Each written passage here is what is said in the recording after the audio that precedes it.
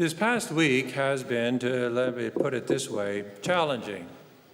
It's been packed, varied, a lot of different things, filled with a lot of different things, at times stressful, so many different things to attend to, and then, the reality of this, the consequences, I guess, or the anticipation of the consequences of this Omicron variant.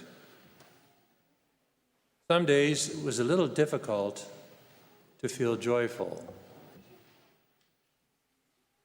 I can't read anybody's mind or heart, but I wonder if you felt that way for different reasons, albeit, this week or previous weeks. If you've had a day or days, perhaps even weeks, when it's been hard or a little harder to feel joyful. So in my challenging or difficult days, I ask myself, where is my joy? It's important to ask the question. I think it's important to ask the question rather than just kind of go with the flow. We're in a kind of mood, as it were. Where is my joy? I offer you the same question. Where is your joy? Where is your joy? Is it to be found in everything when everything is going smoothly? No bumps in the road of the day or the week, in being healthy?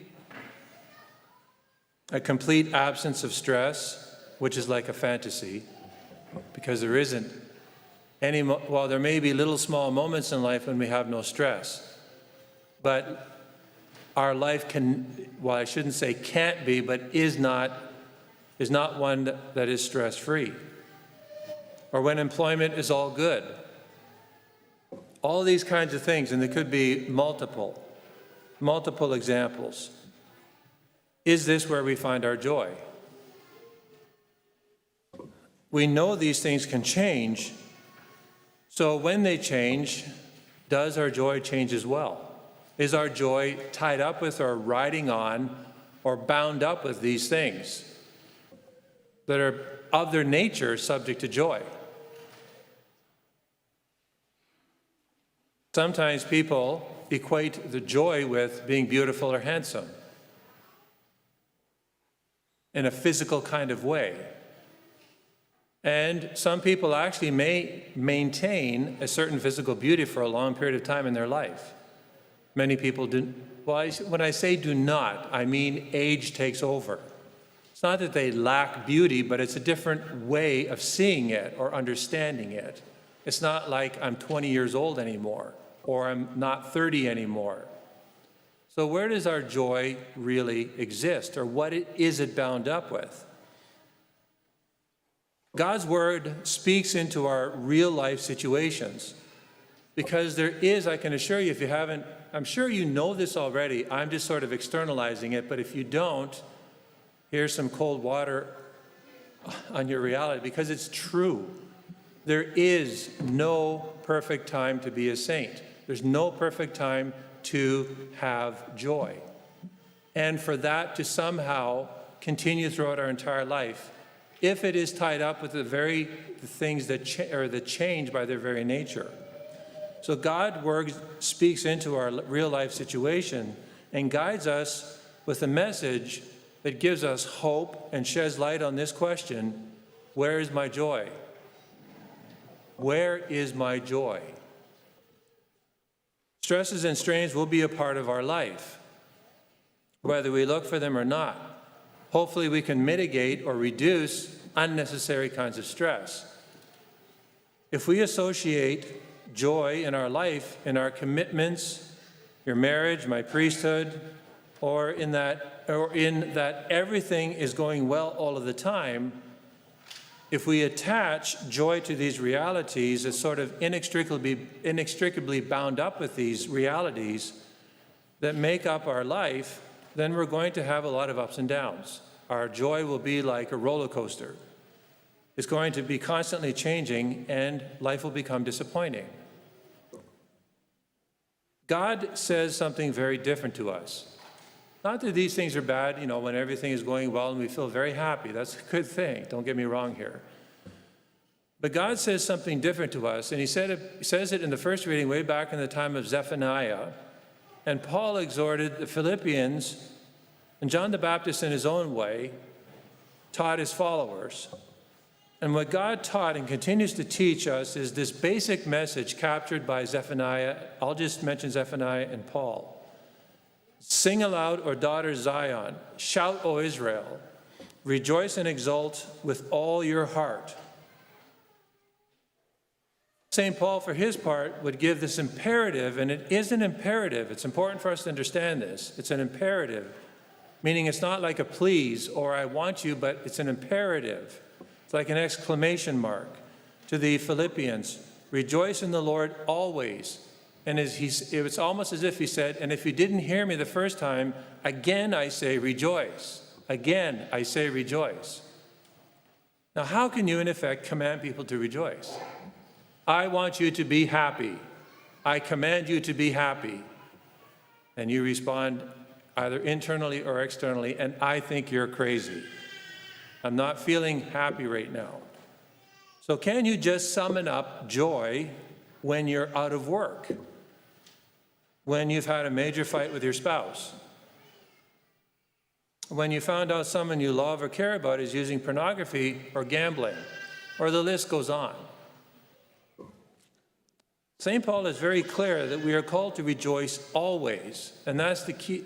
One of the key words here is always. He's not putting any qualifiers on it. Always. Not just when things are going well. Remember, he's writing this from prison.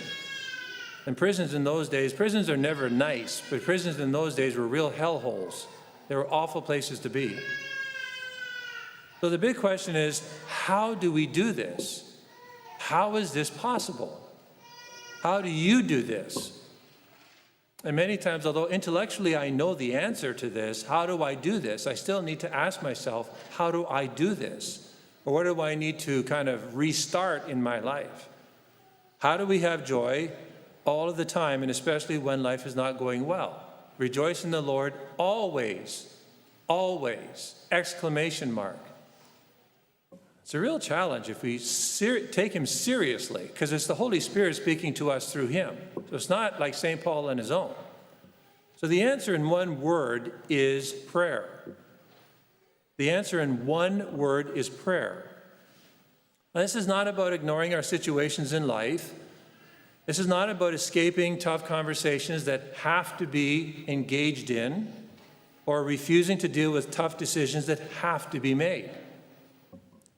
Prayer is something akin to like a rock that you hold on to, like a big rock that you hold on to when everything is going well and when everything is not going well, when you are up and when you are down, when you're really down in the dumps. You hold on to this rock.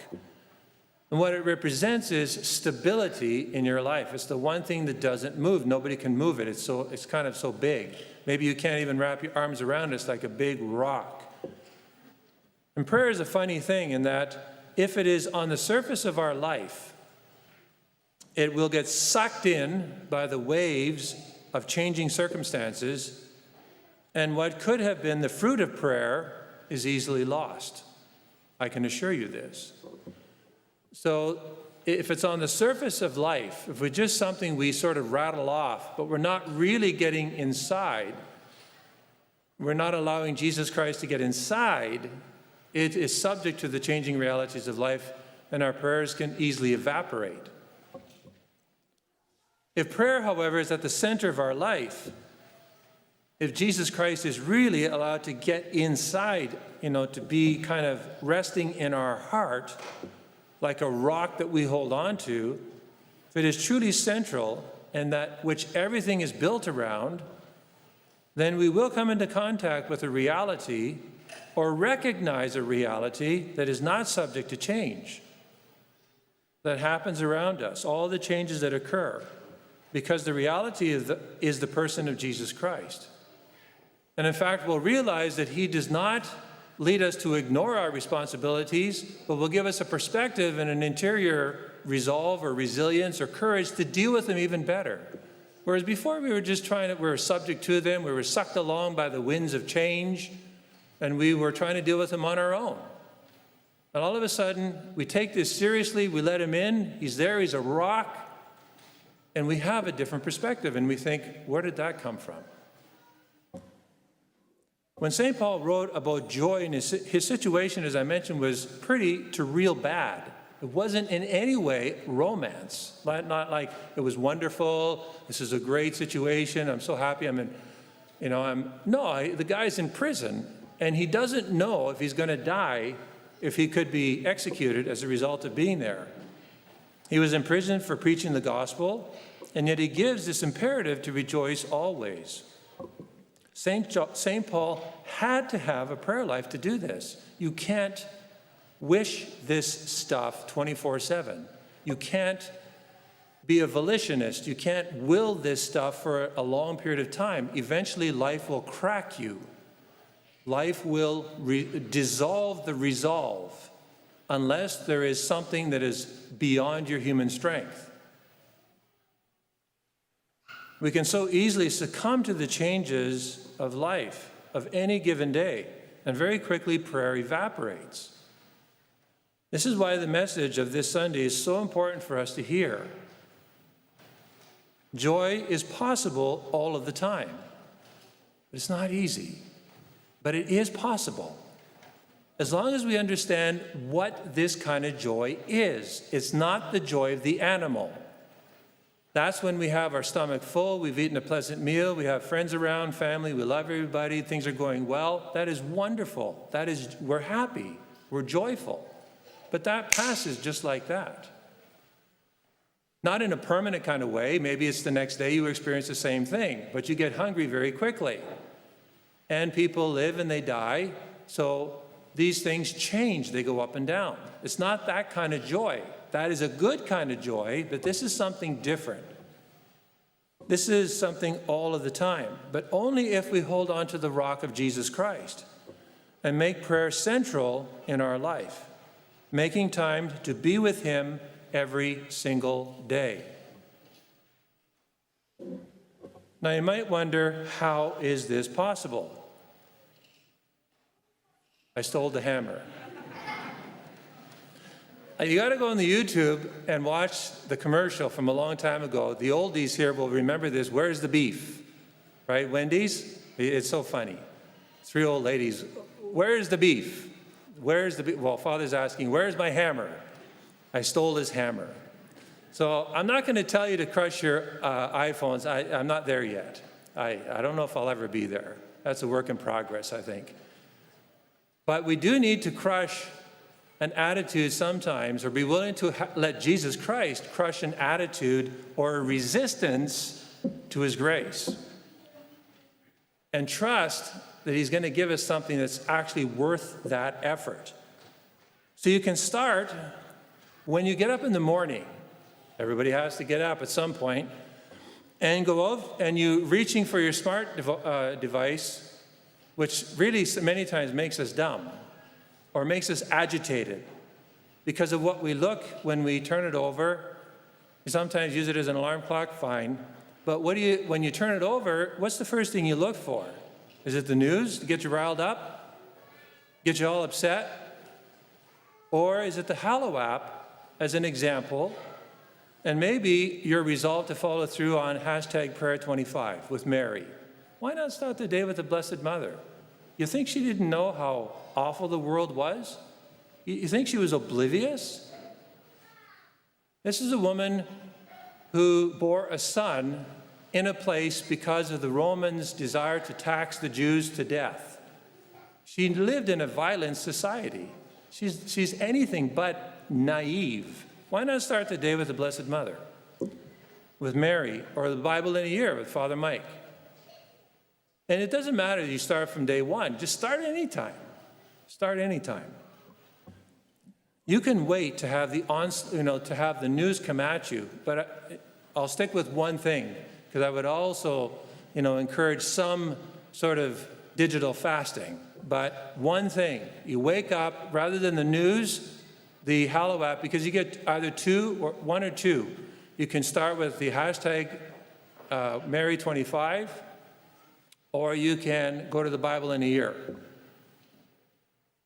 You'll be much better equipped with the rock of prayer, with having spent some precious time connected with Jesus Christ. You and I cannot control the news of the day, but you and I have control over the decision that we can make to open something like the Hallow app and spend more precious time with Jesus in prayer. That we have control over. If we want it, are we resolved for it? We work at it. We ask for help to do it. Lord, this is how I want to start the day. Mother, this is how I want to start the day. If you're sincere, you will do this eventually. Whatever you need to deal with in your day or life, you'll be in a much better space when you start the day with Jesus in prayer and allow him to be the source of your true joy.